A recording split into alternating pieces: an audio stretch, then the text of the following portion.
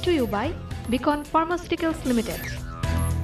স্তন ক্যান্সার বা breast cancer নারীদের একটা ভয়ানক রোগ, যে কোনো বয়সের নারীরা এতে আক্রান্ত হতে পারে। তবে পশ্চিমা বিশ্বের সাথে আমাদের দেশের পার্থক্য হচ্ছে যে পশ্চিমা বিশ্বে স্তন ক্যান্সার আক্রান্ত নারীদের বয়স সাধারণত 50 বা 50-এর উপরে।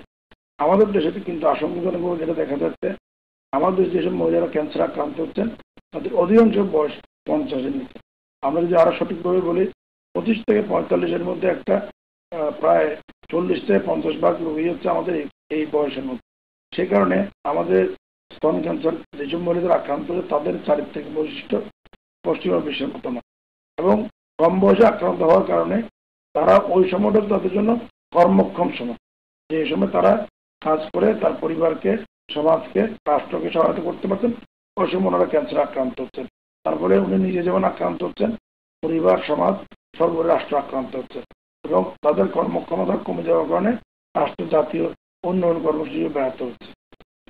আর আমরা যদি দেখি, সেটা হচ্ছে আমাদের দেশের ক্যান্সার রোগীরা আগে যারা আসতেন একটু আমরা বলি অ্যাডভান্স স্টেজ বা শেষের দিকে, এখন কিন্তু আপনার সচেতনতা বৃদ্ধির কারণে আমাদের দেশের মহিলা রোগীরা কিন্তু এখন অনেক সময় খুব অল্প, আমরা যদি বলি প্রাথমিক পর্যায়ে কিন্তু আমাদের চিকিৎসকের শরণাপন্ন হচ্ছেন, সেক্ষেত্রে তাদের সুস্থ হওয়ার বা ভালো হওয়ার সম্ভাবনা অনেক বেশি পরিমাণে বেড়ে যাচ্ছে।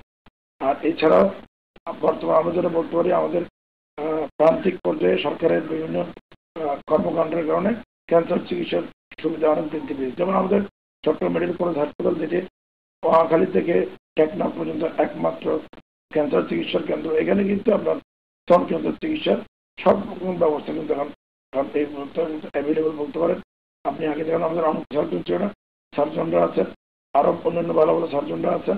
একই সাথে আমাদের ডিপার্টমেন্টে কেমোথেরাপির সবগুলো ব্যবস্থা আছে, এবং সরকারের সহায়তার কারণে কিন্তু আমাদের দেশের মহিলারা, বিশেষ করে আমাদের মেডিকেল কলেজ হাসপাতালে এই যে মহিলারা আসছেন, তারা কিন্তু ব্রেস্ট ক্যান্সারের যে কেমোথেরাপির প্রথম ধাপের কেমোথেরাপি সবগুলো সম্পূর্ণ ফ্রি পাচ্ছেন বলা যেতে পারে।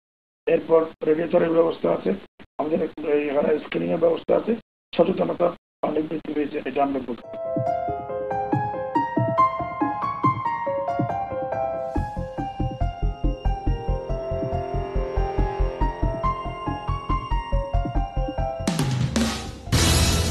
Brought to you by Beacon Pharmaceuticals Limited.